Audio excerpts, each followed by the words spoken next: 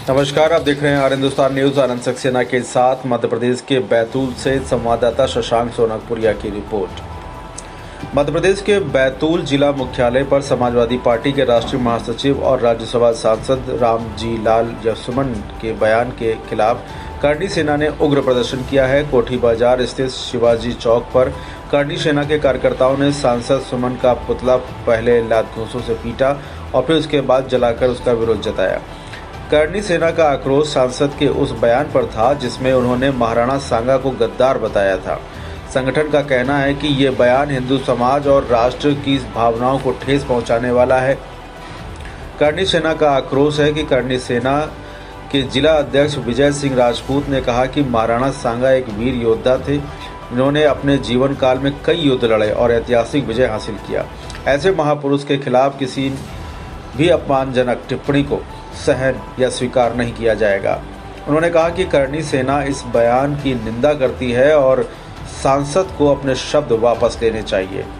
राष्ट्रपति के नाम ज्ञापन सौंपा गया। करनी सेना ने राष्ट्रपति के नाम जिला प्रशासन को ज्ञापन सौंपते हुए सांसद रामजी लाल सुमन के खिलाफ कड़ी कार्रवाई की मांग किया है।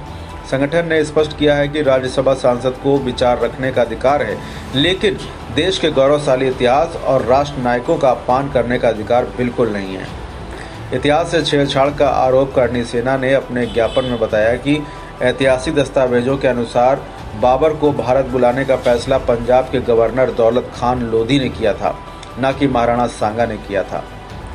इसलिए सांसद का बयान न केवल ऐतिहासिक रूप से गलत है, बल्कि समाज की भावनाओं को आहत करने वाला भी है। मांग पूरी न होने पर उग्र आंदोलन की चेतावनी करनी सेना के पदाधिकारियों ने चेतावनी दी है। उन्होंने कहा कि यदि सांसद रामजी लाल सुमन ने अपने बयान पर माफ़ी नहीं मांगी तो उनके खिलाफ उचित कार्रवाई नहीं की जाती है तो संगठन पूरे प्रदेश में उग्र आंदोलन करेगा। उन्होंने ये भी कहा कि महाराणा सांगा भारत के गौरवशाली इतिहास का प्रतीक है और उनके सम्मान की रक्षा के लिए करनी सेना हर संभव कदम उठाएगी। प्रदेश उपाध्यक्ष करनी सेना चंद्रशेखर सिंह चंदेल द्वारा अवगत कराया गया। फिलहाल आप सुरक्षित रहिए, जुड़े रहिए आर हिंदुस्तान से। नमस्कार जी, बताइए क्या नाम है आपका और किस चीज़ को लेकर आज ये आंदोलन किया गया? मैं चंद्रशेखर सिंह चंदेल, प्रदेश उपाध्यक्ष करनी सेना परिवार। बताइए क्या आंदोलन था, किस? देखिए, हमारे लोकतंत्र के मंदिर राज्यसभा में समाजवादी पार्टी के एक सांसद हैं रामजी लाल सुमन।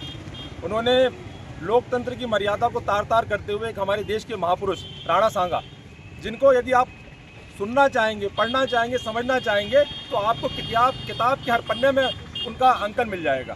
किस प्रकार के योद्धा थे। एकमात्र ऐसा योद्धा है जिसने अपने जीवन काल में 100 युद्ध लड़े। उनके ऊपर वो कहते हैं बाबरनामा के हिसाब से कि उन्हें बाबर ने आखिरी में हरा दिया था, तो मैं वो भी क्लियर करता हूँ। 1527 में जो अंतिम युद्ध उन्होंने खानवा का लड़ा था उसमें भी वो हारे नहीं थे। 80 घाव एक साथ एक युद्ध में लड़ने पे उनके साथियों ने उनको बाहर लेके चले गए थे।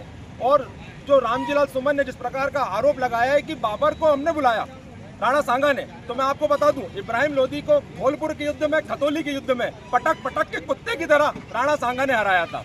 और यदि आप ऐतिहासिक तथ्यों को उठाएंगे तो आपको पता चलेगा, बाबरनामा हो चाहे सतीश चंद्र हो, उसमें आपको स्पष्ट रूप से देखने को मिलेगा कि बाबर ने पत्राचार के माध्यम से राणा सांगा जी से निवेदन किया था कि जब वो पानीपत के युद्ध में लोधी के खिलाफ युद्ध में उतरेंगे तो वो लोधी का समर्थन नहीं करें। उन्होंने प्रयास ये किया था कि वो बाबर के समर्थन में आए, किंतु इतिहास इस बात का साक्षी है कि पानीपत का जो पहला युद्ध हुआ था, हमारे महाराणा सांगा ने किसी का भी साथ नहीं दिया था। वो निष्पक्ष रूप से बाहर थे। उसके बाद उन्होंने एक युद्ध में इब्राहिम लोदी को फिर हराया, क्योंकि उन्होंने 12 बार इस युद्ध में इब्राहिम लोदी को हरा चुके थे। उसके बाद बयाना के युद्ध में बाबर को हराया और इस तरह से हराया कि उनकी बाबर की पूरी मुगल सेना इतनी आतंकित थी कि युद्ध छोड़ के बयाना से वो दिल्ली पहुंच गए थे।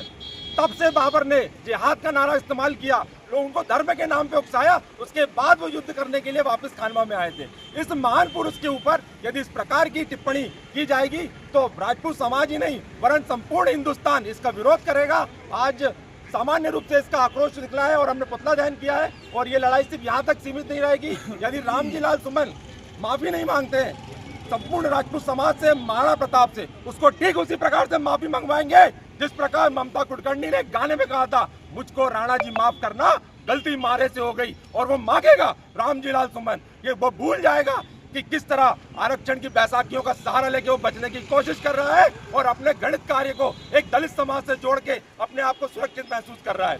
इससे भी भ्रष्ट उसकी वो पार्टी है समाजवादी पार्टी, जिसने इस बात का खंडन करना चाहिए था, किंतु उन्हें एक कदम आगे बढ़ के अखिलेश यादव ने हमारे प्रातस्मरणीय छत्रपति शिवाजी को पुनः घेरते हुए कहा कि उनका जो राज्य तिलक हुआ था पैर के अंगूठे से किया गया था। आज का आम जनमानस अच्छी तरह से जानता है क्या कोई राजा का राज तिलक अंगूठे से, पैर के अंगूठे से हो सकता है क्या? क्या कोई राजा अपने पैर के अंगूठे से अपना राज तिलक करवाएगा क्या? तो इस तरह के धूर्त पार्टी को, इस तरह के धूर्त नेताओं को हमें सबक सिखाना है और हमारा निवेदन है कि रामजी लाल सुमन की राज्यसभा की सदस्यता खत्म की जाए और समाजवादी पार्टी में यदि अखिलेश यादव राष्ट्रीय अध्यक्ष रहते हैं तो उनके ऊपर भी बैन लगाया जाए।